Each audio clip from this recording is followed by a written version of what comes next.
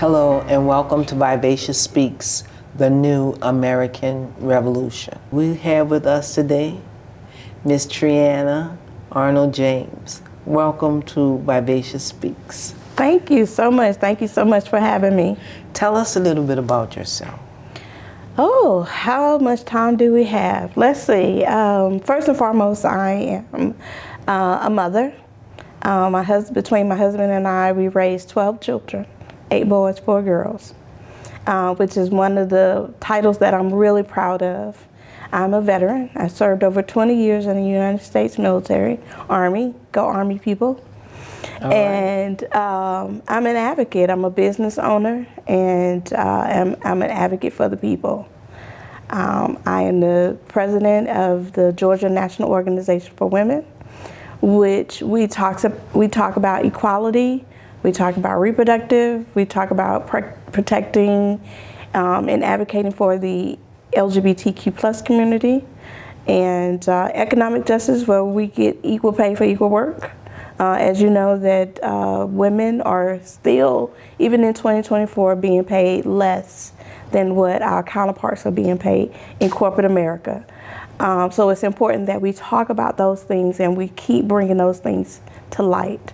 And then I'm also the founder of the Susan Jolly Awareness Program, which I travel around the country talking about advocating for the awareness of cervical cancer and HPV, the HPV vaccine. So it's awesome. You know, I never know where you are in the world. I always say, where are you in the world? Right. Because, you know, with your other duties and everything, but we're going to talk about women. You're in politics. You're the president of Georgia National Organization for Women. So I want to talk about the question that the country have, and this may air after the election. A woman president, a black woman president. Yes. Is America asking for too much? Or are we asking too much of America? Let me say that. I don't think so. The men have ran this country for a long time. Oh, I'm sorry. I shouldn't have said that. I'm sorry. What? In the ground. Oh no, now. And I think it's time for us to try it. Other countries have done it and doing it, so why not America, the most powerful, richest country in the world? So why not? And I think that it is probably in our best interest to have a woman president. We'll get more done. Okay. We're guaranteed to do that. So I believe America is ready. I believe it is what America needs and where we are, because we're a melting pot. We're a mixture of everything. And I think that it's important. And where we are in this world and technology and where we're going for the future.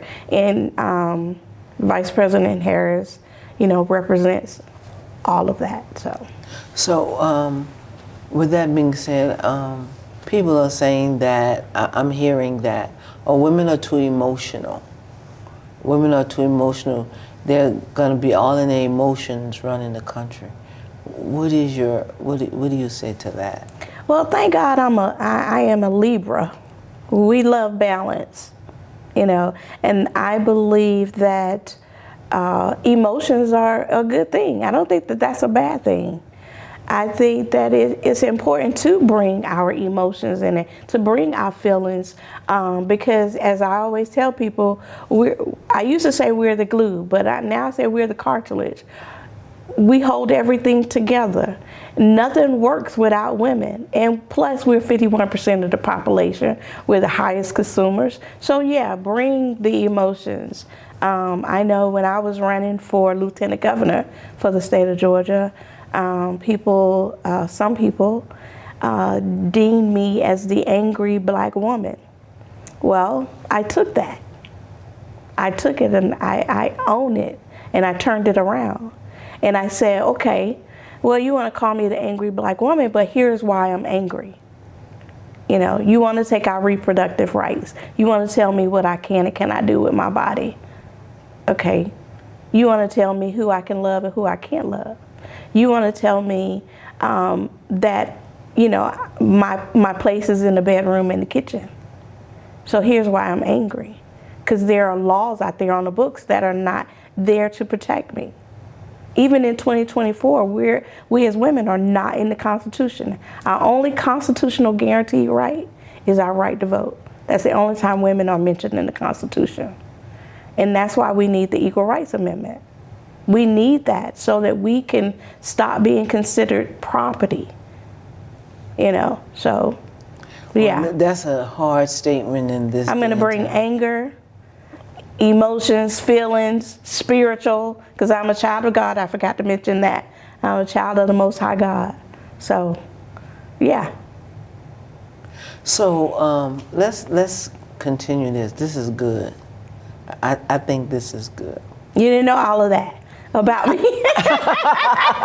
I did. I knew some of it. But in talking about women and our equality, Yes. when we stand up, I remember this. President Obama, I don't remember what country he had gone to as a black man. And he went, and every time he went to shake the leader's hand, they didn't shake his hand. But Biden was his vice president then. Then Biden went and they would shake Biden's hand, but they wouldn't shake his hand. But he was unmoved. I guess much like you. He's a Leo, though.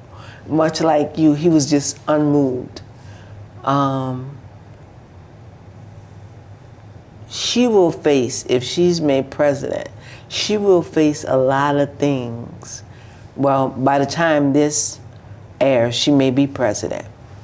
But she's going to face a lot of things and a lot of opposition, even from her own people. Yeah.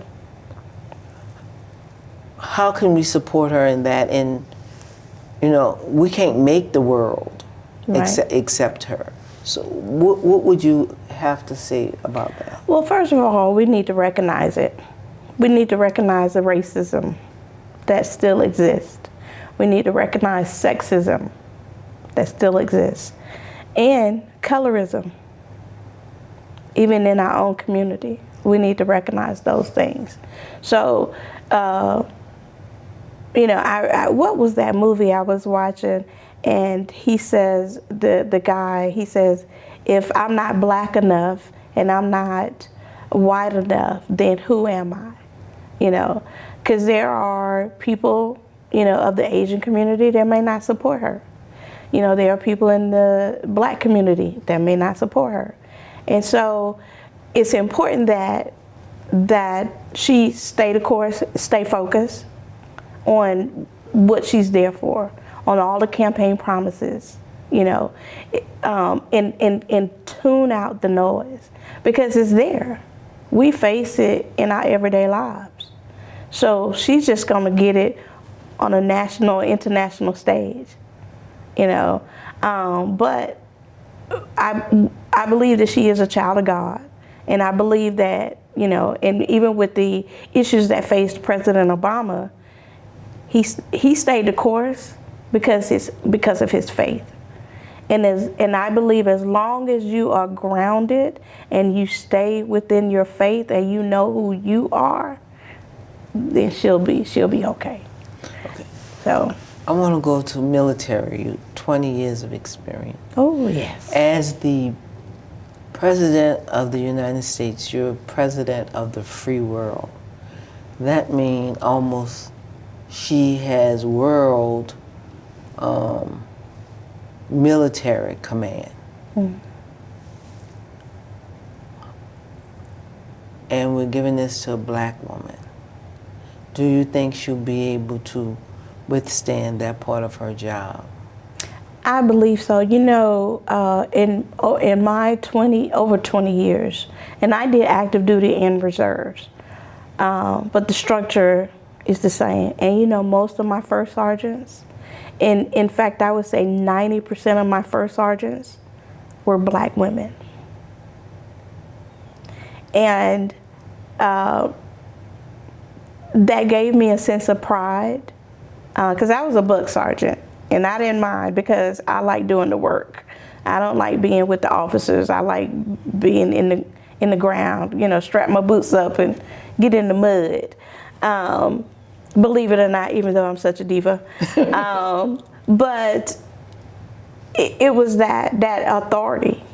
We, as Black women, we walk with authority, And so with the way that she is and how her history and what she's bringing to the table, I believe she's going to do it. I think she's going to be a great commander-in-chief. And that's just not just me, just looking at her as a woman, just looking at her, the way she commands authority, the way her passion. So.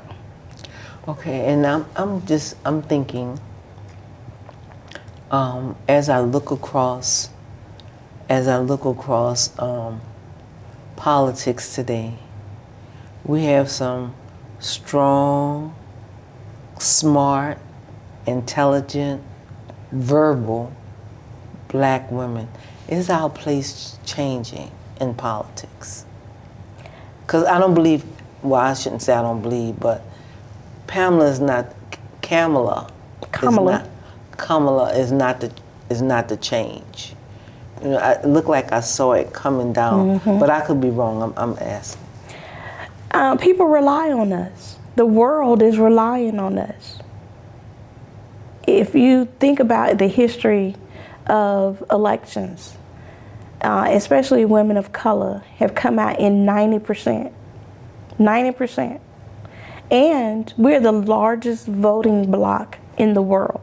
I used to say in the country, but looking at elections across the world, in other countries, Black women, we gonna step up, because guess what we're doing?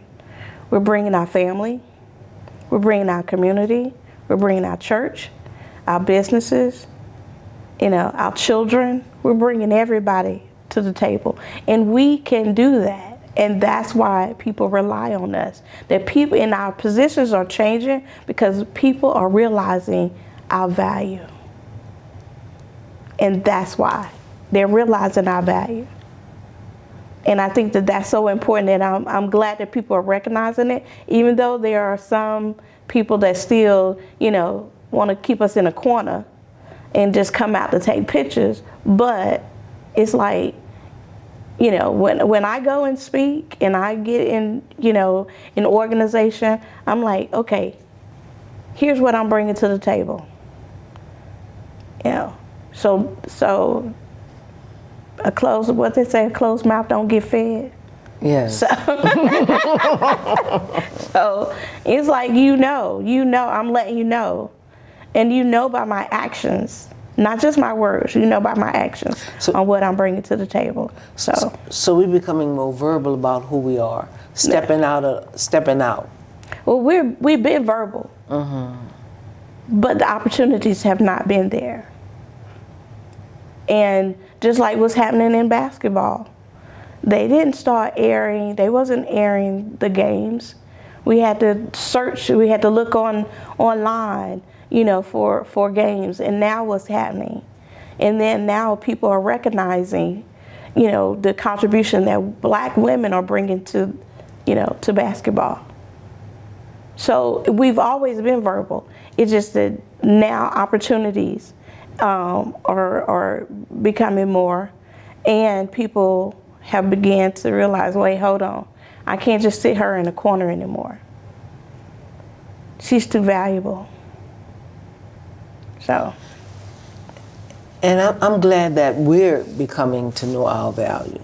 Know that that's not going to happen. We're not whispering to each other or crying in a corner anymore about things. So before I go with where are we going as women, we've come so far, but we still have so much, so many, what I want to say, blockades, barricades that's setting up. And a big thing that was just amazing to me, and how even though there's law, how it's allowed.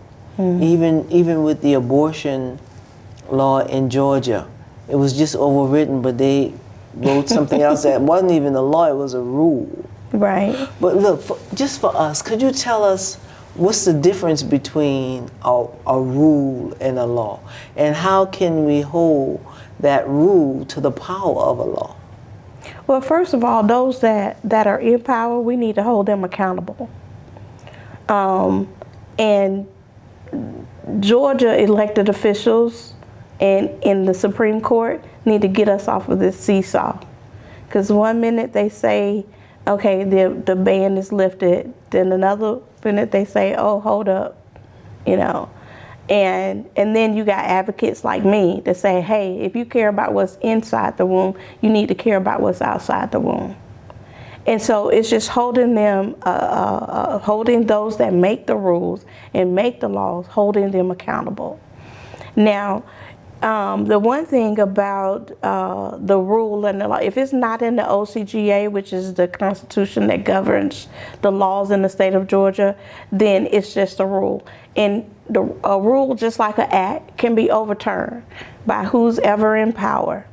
It could be, that's why we want the 28th Amendment in the Constitution dealing with the Equal Rights Amendment, because you can have the Ledbetter Act, which talks about equal pay for equal work. We can have the Civil Rights Act. We can have the Voting Rights Act. But those acts can be changed depending on who's in power. We need it in the Constitution. Just like a lot of the laws that's in the state of Georgia, we need those in the Constitution. That way it'll take basically an act of Congress to get it changed. Right. So when the law was dismissed, a lot of us don't understand that. That's what I want to talk about.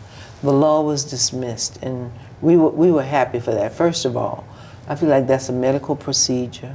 HIPAA covers your medical procedure, so why in the world are we making laws about people's privacy? We went way behind the curtain to even make that law, you know. And you know, it's funny, and I'm so glad you brought that up, because in the beginning I was down at the state capitol protesting. And I was sitting in the gallery, and the representative that introduced, a white male, that introduced the bill, the abortion ban, the 6-week abortion ban. He was trying to explain the difference between a 21-day cycle and a 28-day cycle. And I'm thinking like, wow. So when he came, what we consider coming off the well, when he came out the door, and I asked him, I said, well, when was the last time you had a cycle? And is there any chance that you might be pregnant? And he looks and he's confused. I said, because those are two questions I get asked when I go visit my OBGYN. And since you know the difference between a 21-day cycle and a 28-day cycle, I just want you to explain it a little bit more. And he's like, well, that's not the point. That's not the point. And I say, but you have, it's exactly the point. You have no idea. Absolutely no idea, but yet still you feel like you have the authority to tell us. So that, and because Republicans over the Democrats are in charge, they have the governorship, they have the House and the Senate, and in the majority, which means they're the ones that have the power, the law was voted in. Well, then the Georgia Supreme Court says, no, it goes against a woman's constitutional right, equal protection under the law. It goes against that. And then when Washington lawmakers got involved, and this was before the other guy got in office, to overturn and appoint Supreme Court justices, the Georgia Supreme Court says, hold up, we're gonna see what they're doing in Washington, we're gonna put it on hold. So it was on hold for a number of years until June 22nd, 2022, when Roe v. Wade was overturned. And and that was a Supreme Court decision. And people say Roe v. Wade, but Roe v. Wade wasn't in the Constitution. It was just a Supreme Court decision said that women have the right as early as 6 weeks to get an abortion. And so when he appointed those 3 Supreme Court justices, even though they lied and said that Roe v. Wade was the law of the land and that it was set precedent and that they wouldn't do anything about it, when they were confirmed, because I was up there in Washington, D.C. protesting that as well, and they lied. And nobody is talking about that. The fact that they said that Roe v. Wade was the law of the land, it was set precedent, and then when they got in office, they voted to overturn it. And so what that did was it put it back, instead of making it a federal covering or federal protection, they put it to the states. Now the states can make their own decisions, which is what Georgia did, and immediately implemented the 6 weeks abortion ban, meaning that if there's a fetal heartbeat, which you're in a medical professional, so then a woman can't have an abortion. And that's why because you could hear sometimes, you can hear a flutter at 6 weeks. But here again, most women don't even know that they're pregnant at 6 weeks. You know, after 6 weeks, 7 weeks, 8 weeks, 2 months and things like that, they would know. But at 6 weeks, and that's why we feel like it's too early. It's too early to put that. Well, number one, you shouldn't even be putting that restriction, period. You shouldn't have any voice in that at all. And it just bothers me that we're even having, the government is even having this conversation. But one thing that I'm glad about, because they use words like pro-life and pro-choice, things like that, but now people are using the actual word abortion. And that has never happened in any campaign in the government. And Vice President Harris in her campaign is using the word abortion, which makes it real, which makes it, here's what's happening. You know, young women, me, like I said, I raised 12. This factory is closed. But what about my daughters? You know, what about the next generation that's coming up? And so, and then I share something else with you. Texas passed a abortion ban, but Texas says we're gonna pass laws to make it up to the federal government. So I'm like, okay, and when they passed their abortion ban, it created a precedent just like Georgia. But they want to put it back on a federal level. They said it's up to federal. So it's like, which one do y'all want? Do you want the state to decide? You know, because you're not asking women. Would that not make the state's rule, the state's law null and void? If their law become precedent, then it would go back to a federal conversation rather than on the state. But everybody, well, I wouldn't say everybody, most Republicans or pro-lifers, they want to keep it on the state because most other states are ran by Republican governors and they claim pro-life or it goes against their Christian principles and things like that. So, which, you know, we all know you shouldn't be having this conversation in the first place. Exactly. You shouldn't even be talking about it. It should be up to the woman, her family, and her God and her doctor. Right. It shouldn't even be up to the government to even be in the room. At all. Exactly. So it's backwards. And it's taking us back to the 1800s, and it's dangerous because there are so many things could go wrong if abortions become illegal, and then doctors, they're not gonna, because they're not gonna risk. To those 2 girls recently, right? Amber Thurman and Candy Miller. So because they had complications, and it wasn't complications from the abortion pills. it was just complications within their system. And Amber, as you know, she passed away because the doctor waited 20 hours to give her, life-changing surgeries, and which is very sad to do that, because he was looking at his license, his livelihood, but not, the patient, in which Amber Thurman was the patient. So, very sad. So, I can almost understand that. I could almost, it's horrible, but I could almost understand him. But I don't think I would have just had to take the loss over saving the life. Yeah. So I want to talk about, because I don't want to spend all the time and then we can't talk about this. When you go to apply for a job, it says, for this job, you can make from this much to this much. And, with each job. So how would a woman know? How would she know? No, they're not going to do this to me because the men are making more money than I'm making. Right. How can we? Because it's not good. Right. It's not fair. And it happened with a lady that was a trash person, a trash lady, the garbage lady. She was a lady who took a job on a truck. And I think she should have been making, if you're going to pick up other people's garbage, you should be making the same thing everybody else is making. Right. And so she said, I think they make more money than me. I said, ask them. Oh, they say they don't discuss salary. I said, don't ask them in a salary conversation.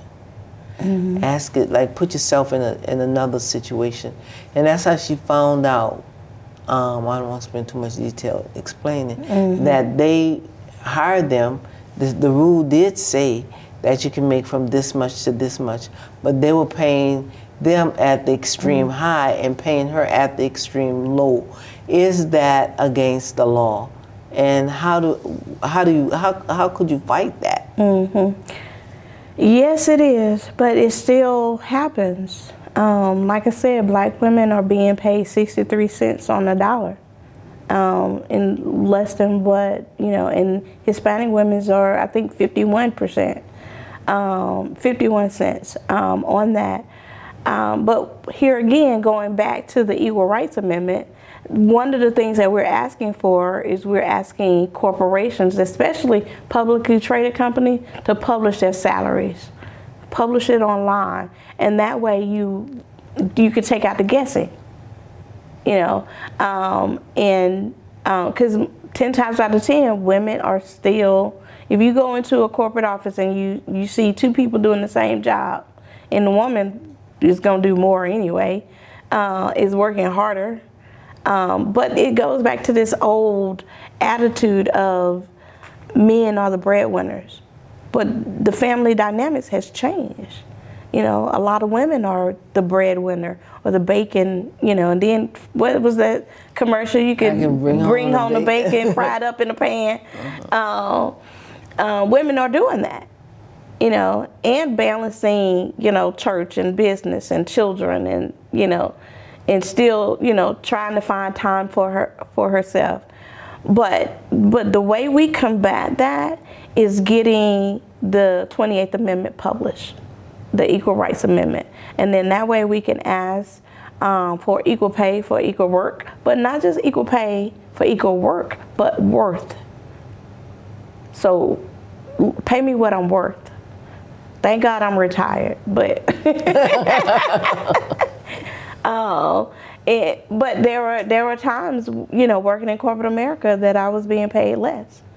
And I was, in construction and did a damn good job, but I was passed over for a job. And at the time, this was years ago, and I was a single parent at that time. And I could have been making $95 an hour, but I was passed over.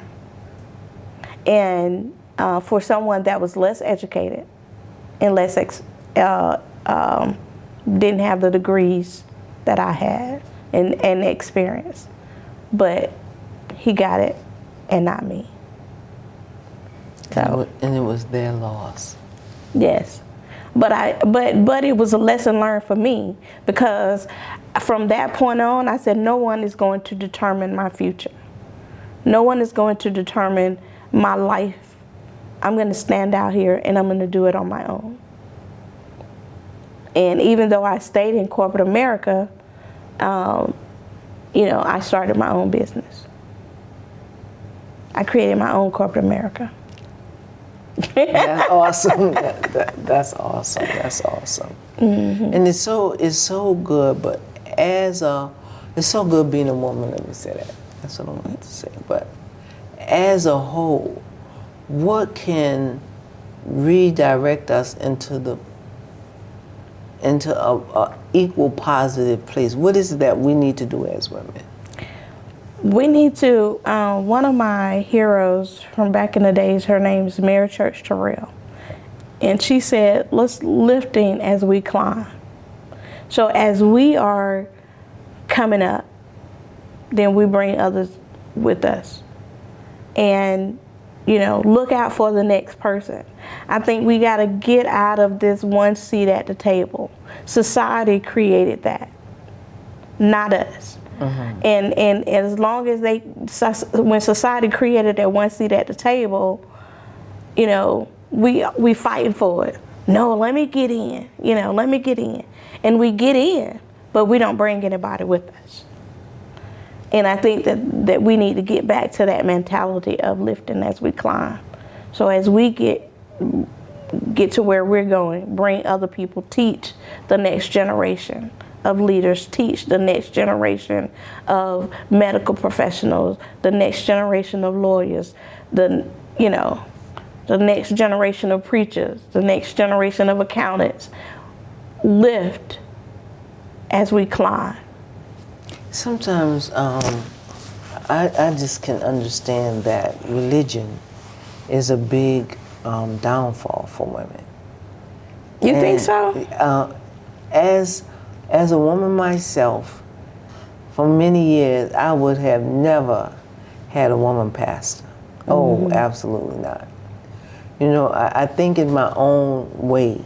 Mm-hmm. I had to grow out of that and get to let me see the best person, mm-hmm. But I think that even we can have prejudices, prejudices against women. Mm-hmm. But I want to, so with that being said, I want to go to the other side of the table, if I may. It's like, I believe we became so much, I don't believe this, but I want to say this. So scratch that, believe me. We have become so much, I'm the strong woman, that we all of this man. Mm-hmm. We all of this man. I know we don't believe we define man and woman, mm-hmm. but I don't, now this I do believe. I don't believe we're the same. Mm-hmm. I believe that men have their qualities as a man, mm-hmm. have the things that define them as a man, and women have the things that define them as a woman. Mm-hmm. That's what I believe. But I believe that we've become so much improved in the power of being, I don't believe that, but I want to save a conversation. Well, we have become so much, after power. That's what a young girl told me the other day. He's an attorney, you're a nurse, you're working, helping him, and you're saying, I want that power. That's his power. You have to create your own power. But I see everything I'm talking about, I see it in your life. And what makes you so much power, gives you so much power, is you making the way for him to have power in his. That makes you even more powerful. And I think I got across on that. But sometimes women become so strong that man still have to look for a woman. Mm-hmm. Can we talk about that? Oh, hallelujah. Well,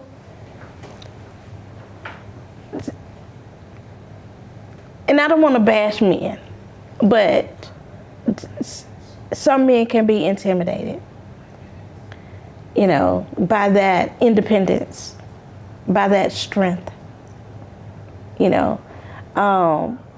But I think that, especially women of God, as long as your faith is strong, then you can stand on being, like in my household, I served in the Army. My husband served in the Navy. I'm a preacher in the church, associate minister in the church. He's a deacon. He's a Mason. I'm an Eastern Star.